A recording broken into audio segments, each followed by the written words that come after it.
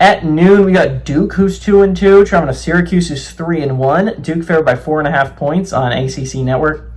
Darian Mensah has got 99 and 147, thrown for 1,305 yards, 11 touchdowns, 2 interceptions.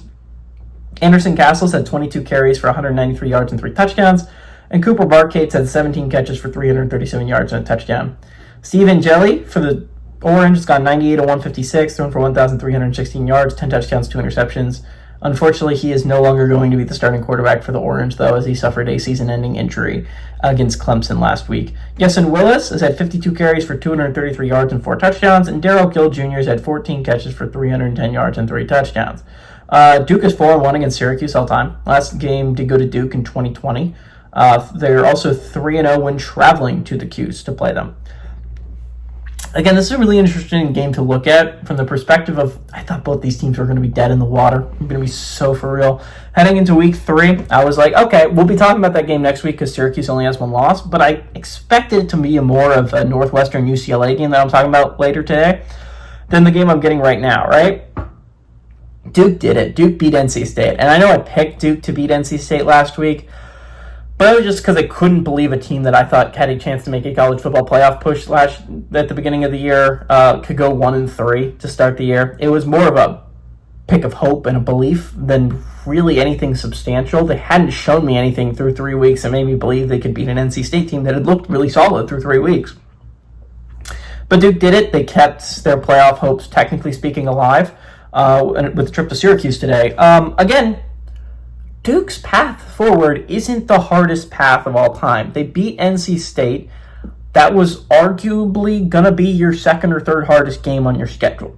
They still got a very, very difficult game against Georgia Tech. That is a game that you're going to have circled if you're Duke. A game against Cal could be pretty interesting, and a game against Virginia could be pretty interesting. Outside of that, Duke's schedule isn't really all that bad. You look at it from that perspective, Duke's schedule is kind of laid out really nice for them. Obviously, that Georgia Tech game is going to be very, very hard if you want to keep your playoff hopes alive. But again, you put yourself in a situation where you kind of have to win every game now, which is unfortunate for the Duke fans because this team is getting better. Mensah is playing better in this offense. It's unfortunate you couldn't have drawn Illinois and Tulane later in the year.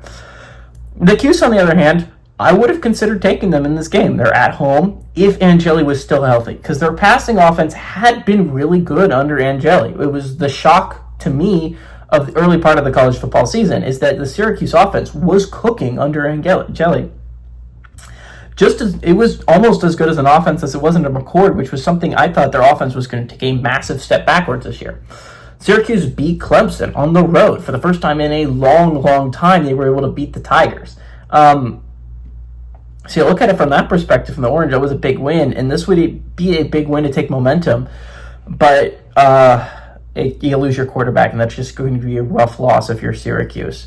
Not to mention the fact that the schedule is brutal. Like I said last week, Clemson is really not it's a must-win game, but it's more like a must-not-lose game. It wasn't the hardest team left on the schedule. They still got games against Miami and Notre Dame. They got a trip to SMU eventually, even though SMU doesn't seem ridiculously scary. They got NC State on the schedule. There is not a lot of breathing room if you're Syracuse, and I think Duke makes it a little bit tighter here. I think the Cuse is in a little bit of trouble. I think with a brand new quarterback, they might eventually get to the peak where they were last week.